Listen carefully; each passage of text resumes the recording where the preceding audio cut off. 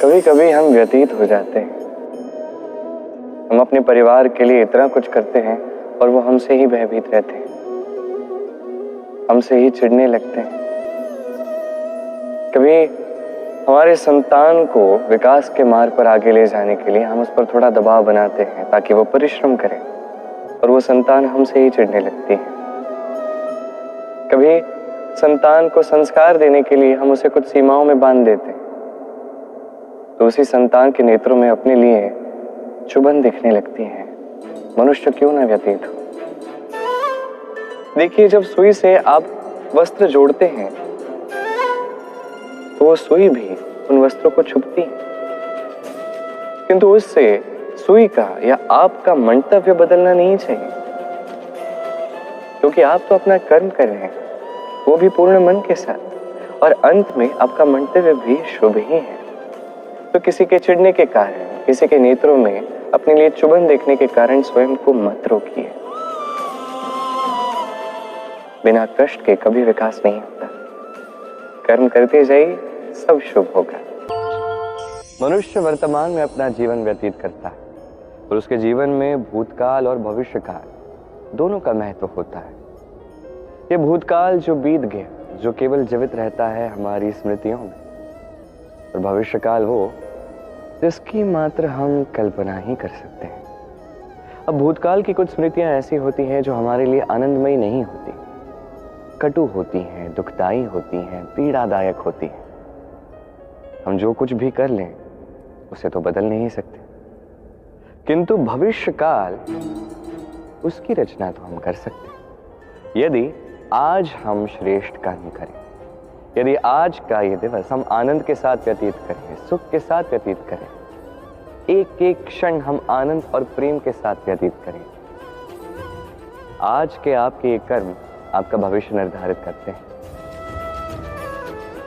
आज आप जो भी जिएंगे वो भविष्य में जाके भूतकाल बनेगा, और तब आपको ऐसी स्मृतियां मिलेंगी जहां आपने एक एक क्षण प्रेम और आनंद के साथ व्यतीत किया, और वो स्मृतियां मीठी होंगी।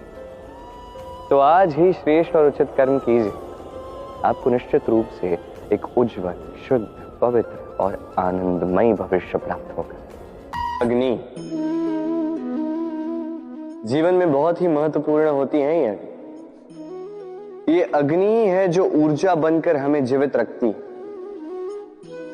तो सोचिए, यदि ये ऊर्जा क्रोध की अग्नि बनकर भड़क जाए तो क्या होता है?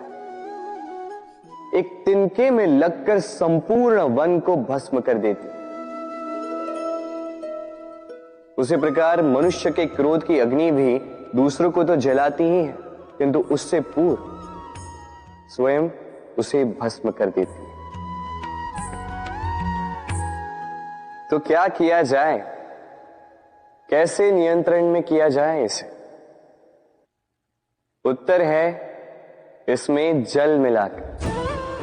जल की भांति बहने दीजिए इसे, ठीक वैसे ही जैसे सूर्य अपनी अग्नि को तेज बनाकर आप तक पहुंचाता है। यही अंतर है सूर्य की अग्नि में और हमारे क्रोध की अग्नि।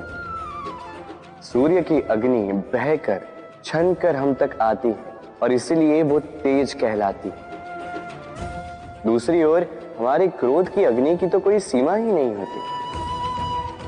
तो अपनी भीतर की ऊर्जा को क्रोध बनाकर जलाना चाहते हैं या ऊर्जा बनाकर बहाना चाहते हैं? निर्णय आपका है। इसी प्रकार हमारा जीवन भी है, संकट भी है, कठिन परिस्थितियां भी हैं। इसका सामना करना सीखिए। सोचिए कि आप उस दूध की भांति है जिसे मथा जाना है माखन बनने के लिए। सोचिए आप उन पुष्पों की भांति है जिन्हें पीसा जाना है सुगंधित इत्र बनने के लिए, जो संसार को भाता है। कभी कभी आपके साथ जीवन में बुरा मात्र इसलिए होता है ताकि आपका श्रेष्ठ रूप इस संसार के समक्ष आ जाए। बस कठिन परिस्थितियों को, संकटों को एक अवसर के रूप में देखना प्रारंभ कीजिए। आपके लिए संसार बदलेगा, इस संसार को देखने का दृष्टिकोण बदलेगा, आपका भाग्य बदलेगा और ये मन प्रसन्न होकर कहेगा राधे राधे।